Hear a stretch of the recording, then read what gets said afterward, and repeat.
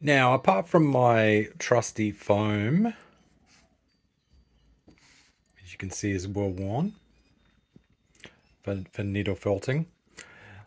The other thing that I have is I have this just Hessian bag, and that's an old coffee bag, and it's filled with rice.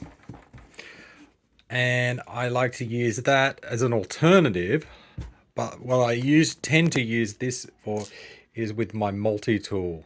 Okay, with my multi-tool, you can see it's got multiple blades in there, and I like to use that to really pad down my design. So you can see you can very rapidly pad that all down.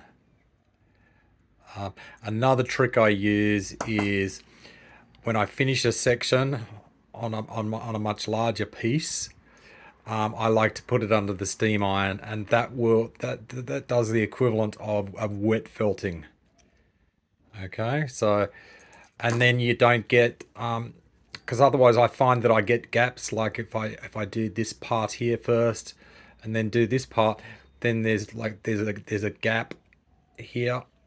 So I find that if I use this,